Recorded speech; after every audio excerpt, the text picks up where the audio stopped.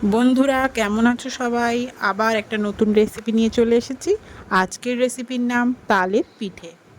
এই রেসিপির জন্য প্রথমেই এই তালের পাল্পগুলোকে রেডি করে নিতে হবে।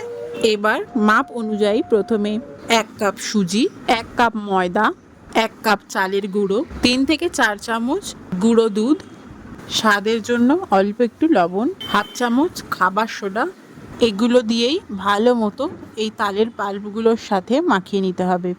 এই মিশ্রণটা খুব একটা পাতলা হবে না, যেরকম তালের বড়া করেন ঠিক সেই রকম হবে।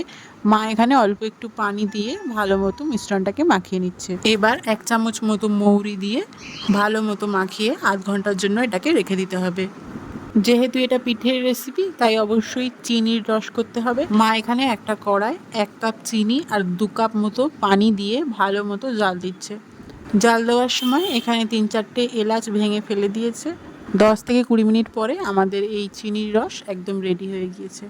এবার আলাদা একটা কড়াই পরিমাণ মতো রিফাইন তেল দিয়ে পিঠের এই মিশ্রণটিকে অল্প অল্প করে বড়ার আকারেই ছেড়ে দিতে হবে। আচ্ছা, রেসিপি দেখতে দেখতে মনে করিয়ে দিই, যারা এখনও চ্যানেলটিকে সাবস্ক্রাইব করেননি অবশ্যই সাবস্ক্রাইব করে দেবেন, বেল আইকন অবশ্যই ক্লিক করবেন। এবার এই পিঠের বড়াগুলোকে ভালো মতো লাল লাল করে ভেজে নিতে হবে। দেখতে খুবই সুন্দর লাগছে, তাই না? বাড়িতে অবশ্যই এটা তৈরি করে জানাবেন। ভাজাভুজির পার্ট শেষ।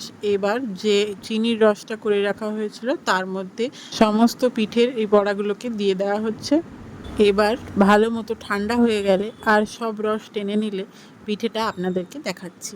বন্ধুরা, দেখতে কেমন হয়েছে এই তালের পিঠেগুলো তোমরা সবাই বুঝতে পারছো। খেতে হয়েছে অসাধারণ, আর এত নরম তুলতুলে যে চামচ দিয়ে কাটলেই কেটে যাচ্ছে। দেখুন, মা একটা চামচ দিয়ে কেটে দেখাচ্ছে। তালের বড়া তো সবাই বাড়িতে বানিয়ে খেয়েছেন, একবার এই তালের পিঠে বানিয়ে দেখবেন।